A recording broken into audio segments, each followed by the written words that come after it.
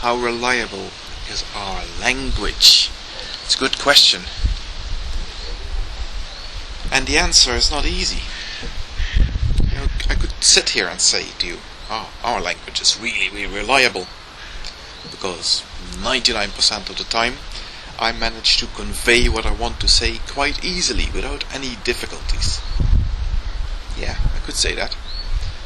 Or I could point at the constant conflict between human beings and point out how unreliable a language is, apparently, because you keep on misunderstanding each other. I think the real answer is a little bit more complicated than that. I think the real answer is more along the lines of, well, it depends on what you're actually using the language for. You see, we need to understand first of all what language was evolved for, why it came to be, so to speak. We acquired our language in the course of our evolution because we obviously needed to be able to designate what we found in our environment with certain levels of accuracy. But in the end, it all boiled down to a number of things that we needed to be able to deal with the sort of species that we were, or our ancestors were. We needed to be able to manage living in fairly large groups of animals like ourselves, and being able to work out in our minds what we reckoned they might be thinking, or what we reckoned might be going on in their minds. We needed to be able to organize ourselves with other animals of our kinds in order to hunt together in groups, for example.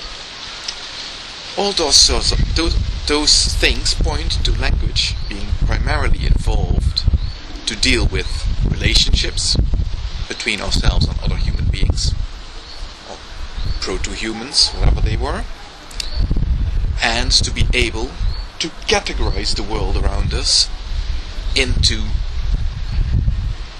things that are what we are looking for and things that are not.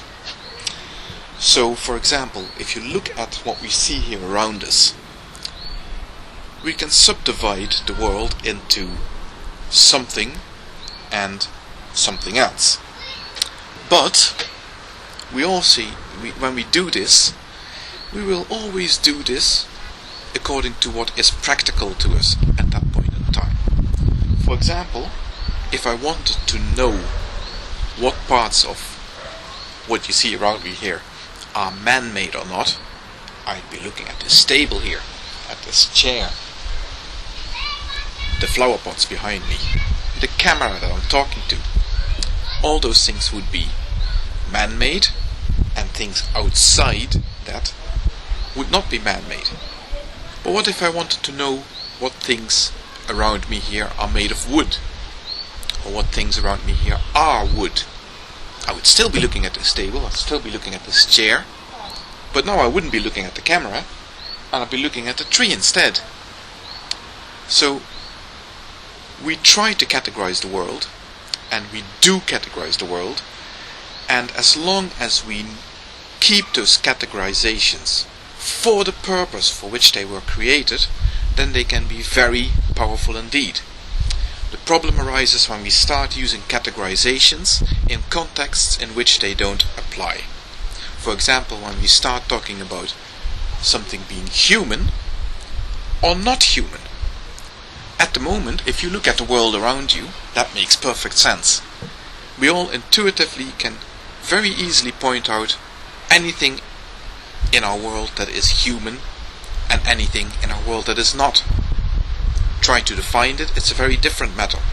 It's not as easy as you think. For example, when you point at a human being, you are also pointing at their clothes. Are they an intrinsic part of what makes that human being a human being? Of course not. But then again, strip a person of their clothes, and especially strip them from their regalia, and they become a different person than what they were before. so you can't completely discount clothing altogether. So it is not as easy as you might think to keep applying a category once you've transgressed beyond where it is really, really useful. And that is what a lot of people do. That is what a lot of people insist on doing when they think, when they talk, when they philosophize about the world around them. They take categories that have served them well in the past, in practical circumstances, and they try instead to cast them into the wider world where they are no longer of use. When you start using language like that, then yes, it becomes very unreliable.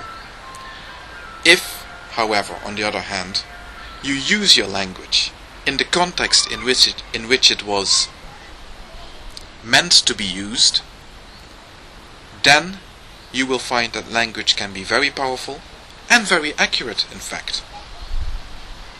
The wisdom lies in distinguishing where to draw the line. And with that, nobody can really help you.